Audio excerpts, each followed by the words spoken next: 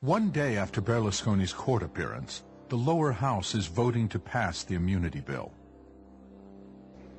Berlusconi's attorneys are present to vote on the bill. The debate has dragged on all day, as more than 70 amendments are considered, a stalling tactic of the opposition. Outside, a crowd is gathering to protest the bill's passage.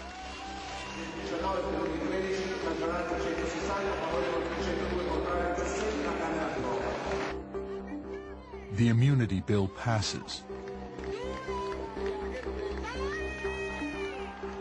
It applies to any crimes committed before or during Berlusconi's public service. The balloons, to represent equality before the law, are released into the Rome sky. Sul quale non c'è più controllo dell'informazione perché è tutta sua, non c'è più controllo del Parlamento perché è una specie di sua protesi che viene convocato e sconvocato dai suoi avvocati difensori, non c'è più il controllo delle commissioni parlamentari perché sono tutte in mano alla maggioranza. Continuate a fare manifestazioni come questa e chiamate altre persone perché la prossima sarà ancora peggio. Grazie. Now we don't need to change the constitution. All the rules, the appearances, the procedures can be respected. That's unnecessary because the power of television, which did not exist in Hitler's or Mussolini's time, combined to the power of radio and combined to the power of the press, you can have democracy as an empty shell. The substance is gone, or is going.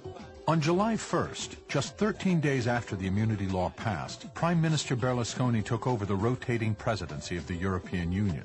At first, his charm seemed to be winning over his audience. But just 24 hours into his presidency, a German member of the European Parliament questioned his conflicts of interest and the immunity law, and the honeymoon was over. So che in Italia c'è un produttore che sta montando un film sui campi di concentramento nazisti. La suggerirò per il ruolo di Capò.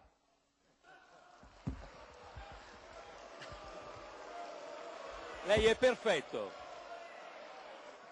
Se questa è la forma di democrazia che intendete usare per chiudere le parole del Presidente del Consiglio europeo, sembrate turisti della democrazia, dei turisti della democrazia.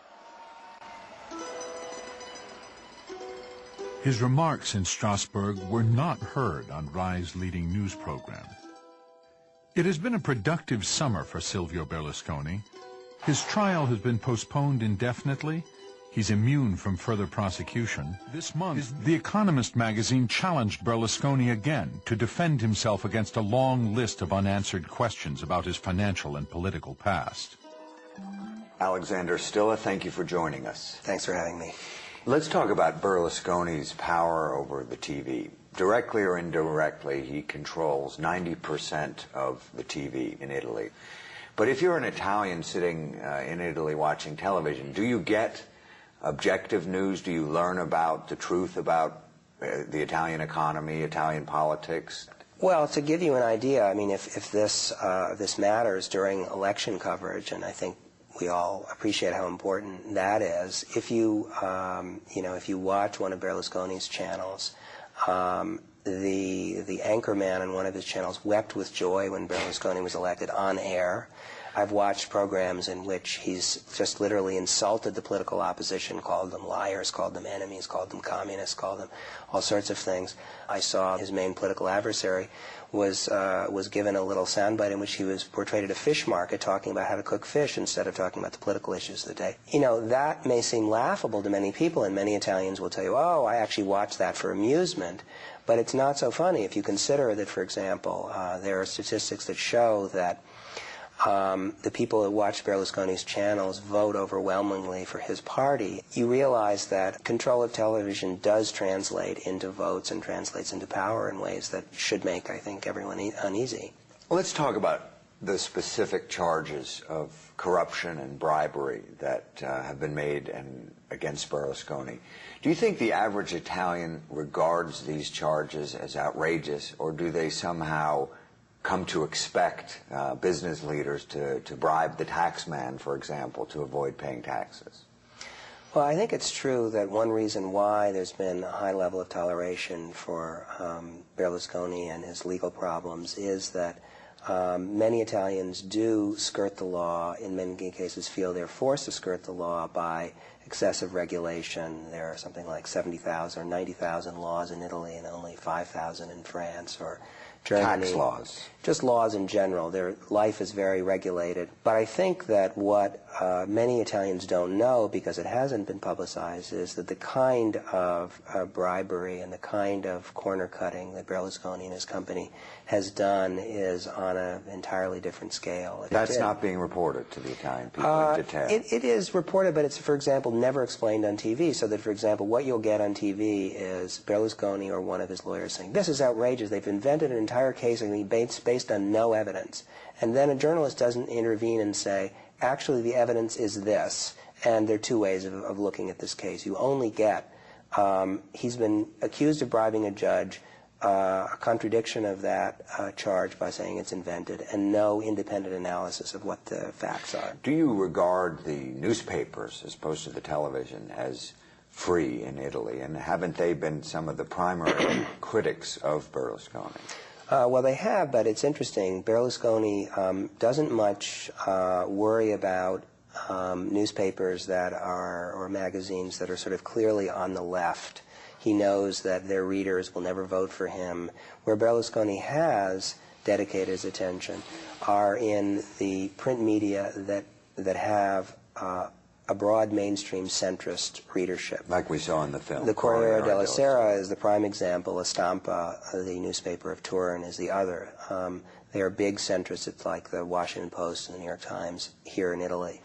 And he has been able to exercise a lot of indirect control of those papers. But can't you read in Corriere della Sera today, tomorrow, next week, strong criticism of Berlusconi?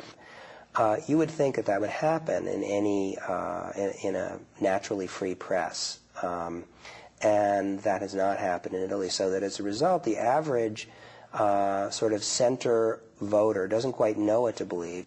I think actually, if they examine them closely, they'd be quite shocked. Well, we found that very interesting in the film, that you had his lawyers, his very own lawyers in his trial, going back as parliamentarians to change the laws to his advantage. Could that happen in any other country, or is that pretty unique to Italy? Maybe somewhere in South America, but I'm not aware of it happening in any advanced democracy.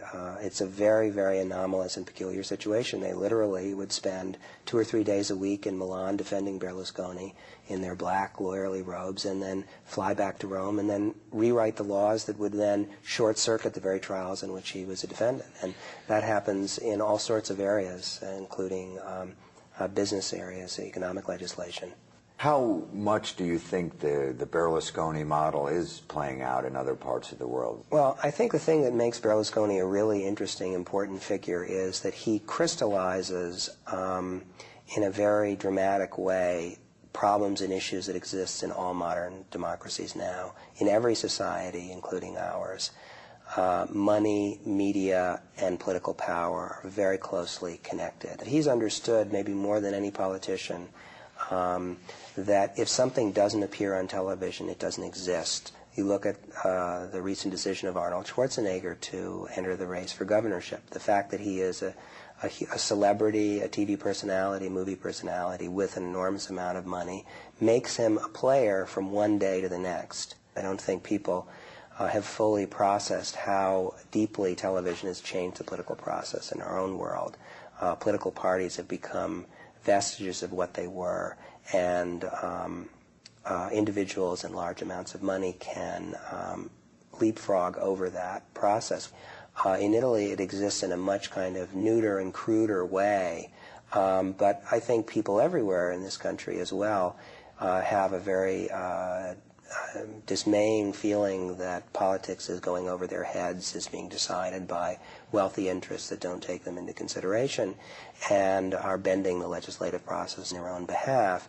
People get used to that and say, well, if they can do that in Italy, then what's the big deal if I do it to a lesser degree here in France or in England or in this country? And so I think it's setting precedents that are unhealthy for democracy.